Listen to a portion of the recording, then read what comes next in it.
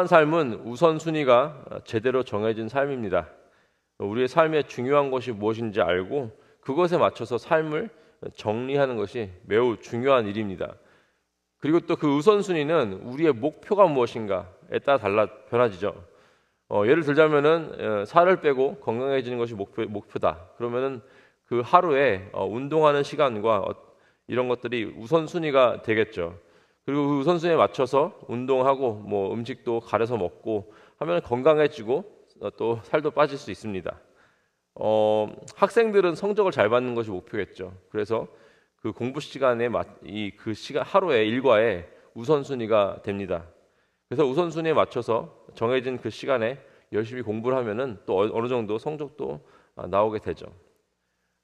우리의 삶에 그 어떤 것보다 가장 중요한 것이 있죠. 바로 우리의 목적이다. 우리의 목표가 되는 것. 하나님 보시기에 기뻐하시는 삶. 바로 이게 우리의 목적이가 목표입니다. 그리고 이렇기 때문에 믿는 사람들이 모두 공통적으로 가져야 하는 우선순위가 정해지게 되겠죠. 어떻게 하면 내 삶을 정리하고 우선순위를 맞춰서 하나님 보시기에 기뻐하시는 삶을 살아갈 수 있을까? 그것을 고민하면서 사는 것이 믿는 자들이 할 일이죠. 오늘 본문에 이렇게 나와 있습니다. 이 성전이 황폐하거늘 너희가 이때 판벽한 집에 거주하는 것이 옳으냐? 하나님을 예배해야 되는 그 장소가 폐허가 되어 버렸습니다. 그리고 그 자리에는 이제 무너진 그 돌 그리고 흙더미만이 성전이 옛날에 있었던 그 모습을 연상케만 합니다. 70년간의 포로기를 마치고 이 성전을 재건하기 위해서 고레스 왕의 칙령에 따라 이 이스라엘로 돌아온 사람들이 있었어요. 그 말은 이 삶의 예배를 회복하기 위해서 우선순위가 삶의 예배를 회복하기 위해서 이스라엘로 보내짐을 받은 것인데 이 돌아온 백성들은 그 돌아온 지 그러니까 한 18년 정도 시간이 지났어요. 그러니까 고레스 왕이 칙령을 만든 지 18년이 지났습니다.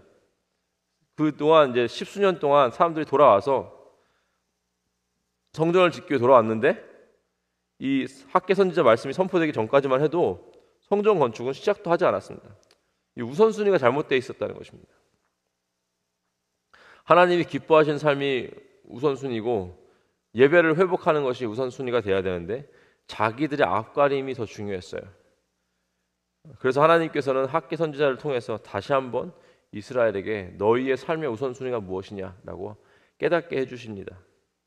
오늘 말씀을 통해서 우리의 삶의 우선순위가 하나님이라면은 그런 삶이 가질 수 있는 어떤 복과 특권이 무엇인지 함께 살펴보는 시간을 가지도록 하겠습니다. 6절 보시면 이렇게 나와 있죠. 너희가 많이 뿌릴지라도 수확이 적으며 먹을지라도 배부르지 못하며 마실지라도 흡족하지 못하며 입어도 따뜻하지 못하며 일꾼의 삭을 받아도 그것을 구멍 뚫어진 전대에 넣음이 되느니라. 예배가 목적이 아니었던 이스라엘 백성은 그냥 자신들이 열심히 일하는 만큼 풍요로워질 것이라고 착각을 하죠. 그래서 집을 열심히 짓고 농사를 열심히 하면 다시 우리는 이 나라가 다시 잘 살아질 것이다. 다시 재건될 것이다라고 착각을 하고 있습니다. 하지만 하나님께서는 이렇게 말씀하시죠. 너희가 많이 뿌릴지라도 수확이 적다. 아무리 열심히 농사해봐라. 너희에게는 벌어지는 것이 없을 것이다. 우리의 삶의 모든 것이 주인은 주님이시죠. 우리의 삶을 공급하시는 분도 주님이신데 우선순위가 다 자기 자신인 거예요. 내가 편하고 내가 잘 살면 된다. 하나님께서는 이렇게 말씀하십니다. 먹을지라도 너는 아무리 먹어도 배부르지 못하고 마셔도 흡족하지 못하고 입어도 따뜻하지 못하며 이게 무슨 말입니까? 아무리 자기 자신의 만족을 위해서 너희들이 노력한다고 해도 너희들은 절대 삶에서 만족을 느낄 수 없다라는 것입니다. 아무리 맛있는 것을 많이 먹고 많이 먹고 좋은 음식 먹는다 하더라도 배부르지 않는다는 거예요. 최상급 포도를 농사를 지어가지고 이 최상급 와인을 포도주를 만들어서 마신다 하더라도 흡족하지 못하고 좋은 옷도 몸을 따뜻하지 못한다. 그러니까 한마디로 너희들이 아무리 열심히 해서 설상 그 풍성한 뭔가를 수확을 얻었다 하더라도 그것이 만족을 줄 수는 없다는 것입니다. 또 이렇게 나와 있죠. 일꾼이 삭슬 받아도 그것을 구멍 뚫어진 전대에 넣음이 되느니라. 밑 빠진 독에 물 붓는다 이거예요. 아무리 노력하는 만큼 우리가 번다 하더라도 일단 노력해서 버는 것 자체도 하나님이 허락하셔야 되는데 만약에 그것이 가능하다 하더라도 그 하나님의 손길 없이 우리가 벌어진 것을 먹고 마시고 입는다 하더라도 만족이 없다는 거고요. 그리고 이 어떤 이 구멍 뚫어진 전대 아니면 뭐 요즘에 이제 뱅크 카운트니까 뱅크 카운트에 누가 스캠을 해가지고 돈을 자꾸 빼낸다 생각해 봅시다. 아무리 월급을 집어넣는데 누가 자꾸 훔쳐가는 거예요. 그렇게 된다는 것입니다. 하나님의 은혜 없이는 아무것도 안 된다 이것입니다. 노력해도 수확이 없고 수확한다 하더라도 만족이 없고 열심히 일해도 이 재물이 어딘가에서 새어 나간다는 것입니다. 하나님의 없는 삶은 그 노력은 아무 의미가 없다는 것입니다. 그렇다면 뭐예요? 예배가 우선순위인 삶은요. 하나님의 은혜를 구하는 삶은 우리는 그 수확의 기쁨도 경험하게 되고요. 적게 수확하더라도 그 안에서 만족감이 있고요. 또 삶이 점점 더 풍성해지는 은혜를 경험하게 된다는 것입니다. 9절 보시면 이렇게 나와 있습니다. 너희가 많은 것을 바랐으나 도리어 적었고 너희가 그것을 집으로 가져갔으나 내가 불어버렸느니라. 나 만군의 여호와가 말하노라 이것이 무슨 까닭이냐. 내 집은 황폐하였을 때 너희는 각각 자기의 집을 짓기 위하여 빨랐습니다. 살 곳이 있다는 것은 삶이 안정됐다는 것이죠. 집이 없다면 얼마나 불안하겠습니까? 제가 뉴욕에 벌써 온 지 2019년 4월 달에 왔습니다. 그때 와가지고 4월부터 6월 말까지 이 게스트룸에서 살았어요. 이제 가족이 이사 오지 않은 상태이기 때문에 그래서 제가 사는 집이 없으니까 뭐 사기도 그렇고 집에다가 뭐 음식 갖다 놓기도 그렇고 제가 필요한 물건도 많이 살 수가 없어요. 그러니까 안정이 안 되는 겁니다. 그러니까 집이 있다는 건 삶이 안정된다는 건데, 근데 하나님의 집은 황폐하였는데 자신의 집만 지었다. 집도 잘 지은 것도 아니에요. 그냥 그 편벽 집이라고, 그러니까 벽하고 지붕만 올린 거예요. 그러니까 좋은 집도 아니에요. 그러니까 하나님 없이 하나님이 우선순위가 아닌 상태로 스스로 내 삶의 안정을 찾고 있었다는 것이죠. 자기 집을 짓기 위해 빨랐다. 얼른 그냥 나무 이렇게 세우고 지붕 얹어가지고 그냥 살기 시작한 거예요. 그러고 나서 이제 성전을 지었어야 되는데 어떻게 해요? 이제 배가 고프니까 농사를 짓자. 농사를 막 짓습니다. 그리고 몇 해가 지나간 겁니다. 삶이 안정이 되면 뭐합니까? 그들의 삶이 안정된 것도 아니에요. 그런 편박한 집에서 뭘 잘 살겠습니까? 삶의 예배가 없다.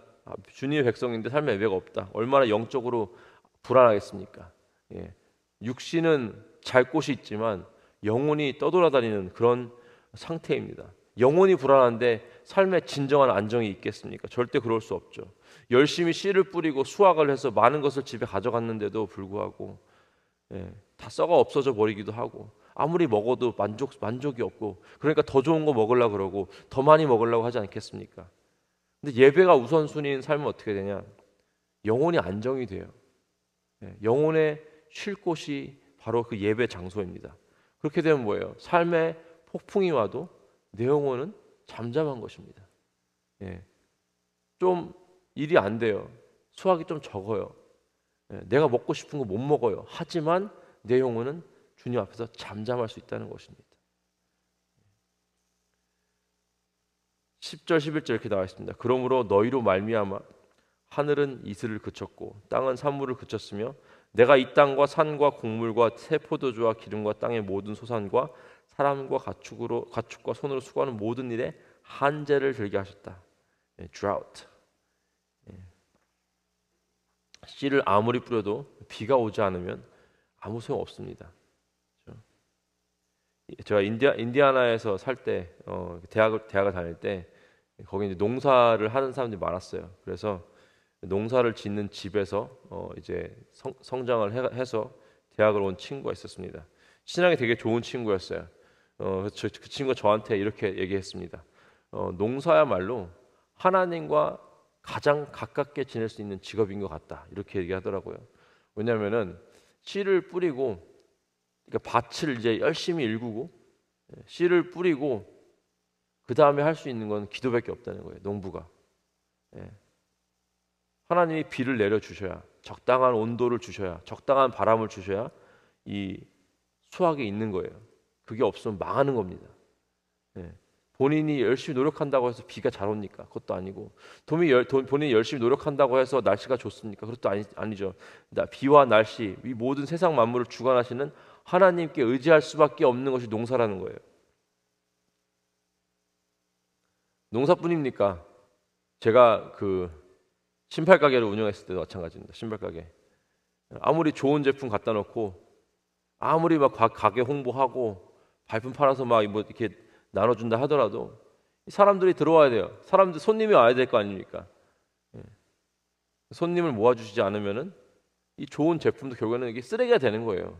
비싼 쓰레기.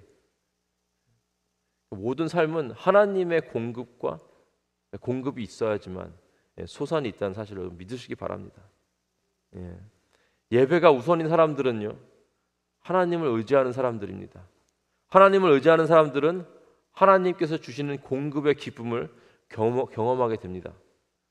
농부가 씨를 뿌리고 하나님께 예배하며 기도하며 비를 기다릴 때, 장사하시는 분들이 아침에 가게를 열기 전에 하나님께 먼저 예배하고 기도하고, 하나님 오늘도 손님을 보내주세요라고 기도할 때 하나님께서 공급해 주시는 것을 경험하는 기쁨을 우리가 누리게 된다는 것입니다.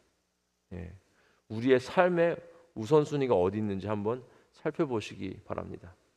과연 그것이 예배일까? 아니면 내가 내 스스로 어떤 수확을 하려고, 삶의 안정을 찾으려고, 아니면은 내 스스로 공급을 하려고 하는 것이 아닌가 한번 살펴보시고, 예배가 우선순위가 된 삶을 사시기를 주님의 이름으로 축복하고 기도합니다. 내가 내 삶의 주인이 아니라 하나님께서 주인이시고, 하나님께서 공급자이시며, 하나님께서 나의 삶에 안정을 주시고, 하나님께서 나의 삶의 전대를 채우신다는 사실을 여러분 믿으시고, 오늘 가장 먼저 하실 일, 여러분 이미 하셨어요. 예배가 먼저인 삶을 사시기를 주님의 이름으로 축복하고 기도합니다. 기도하시겠습니다. 하나님 감사합니다. 우리의 삶의 우선순위를 예배하기로 정하기 원합니다. 나의 삶에 내가 나의 삶을 위해서 수확하고 노력하고 내가 스스로 공급하는 것이 아니라 하나님께서 주시는 이 수확의 기쁨과 삶의 안정의 기쁨과 또한 그 공급하시는 주님의 그 손길을 경험하는 우리가 될 수 있도록 하나님 인도하여 주시고 함께하여 주시옵소서. 감사하며 우리 주 예수 그리스도의 이름으로 기도했습니다. 아멘.